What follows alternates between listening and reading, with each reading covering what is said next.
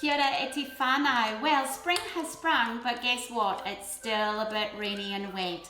And what we thought is with the school holidays and wet weekends coming up, we thought we'd give you just a few ideas for indoor play that's not going to cost a fortune and is really going to support, foster and develop those all-important foundation skills.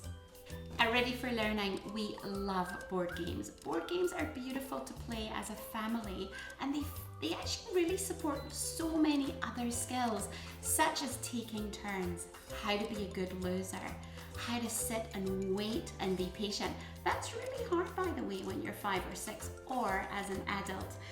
We really love this game here, but please don't feel that you're under pressure to spend lots of money on board games. Remember, we have things like toy libraries, our local libraries, and those beautiful op shops where we can buy these types of games much cheaper. But then we've got good old Kmart as well that we can use for these games. But please consider all the games that you actually already have in your house. They really do support our whānau. Another household staple, very valuable to us as parents because it really does foster and develop those amazing fine motor skills, creativity, problem solving. It's so open-ended. I still love Lego and I'm 52. Borrow it from families if you don't have it yourself. It's so worthwhile having these holidays. Another classic is the Jigsaw. You know, I actually picked this up for $1 at my local op shop. I know I'm talking a lot about op shops, but the great thing about Jigsaws is that often op shops will check the contents and make sure there's nothing worse than you finishing a piece and you've got a couple of pieces missing, right? But these foster so many skills for our tamariki. It's taking them away from screen time, which is really great, I feel, but also fine motor, hand-eye coordination, sitting still, having the patience, the problem solving. Do I put them all around the outside first and get the middle ones? Do I sort them by colour? It's matching. Phenomenal for our children, for their brains. Want to talk about cards here, whether it's playing cards or matching cards like the one in front. What do these foster and develop? So many skills again, hand-eye coordination, but particularly for these types of ones here, it's memory. Visual memory is something that children actually use quite a bit in terms of literacy when they get to school. So using these types of games and playing these memory matching games, so amazing for our children's brains. Well, of course, it's not just all about sitting still. We know that children need to move. It's great for their brain and it's how they learn. It's how they roll as well.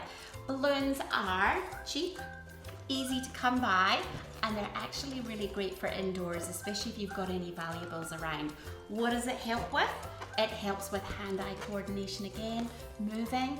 It actually really helps so many motor skills. And by motor skills, what I'm meaning is if we're outside and we're playing catch with a ball, the ball tends to go really quickly and their action responses may be a little bit, oh, this is tricky for me, I'm finding this hard. With a balloon, things are going a little bit more slowly, so they're able to get their action response and get ready with their hands to catch. Another way, so throwing and catching, bouncing, balancing, kicking, there's so much we can do with balloons, so cheap. Is it just me, or have you ever bought quite an expensive toy for your child and they go and play with a cardboard box? It's happened to me. Now, cardboard and all sorts of junk is so amazing for creativity for children. So I would encourage you to not throw out our cardboard to the recycling, but save some up for the rainy days, for the holidays, because the creativity that happens with this. I went into a school just recently with an empty box and said, this is not a box, this is, and they came up with rocket ships, cars, there was so many ideas, a house. Cardboard boxes are tremendous, and it's that open-ended play that really sparks the imagination in our children. So hopefully that's given you a few ideas to unplug, put the devices to one side, switch the TV off, and really think about what you've got around in your house that's going to support and really promote those foundation skills, get our kids moving and be creative these holidays. Ka kite.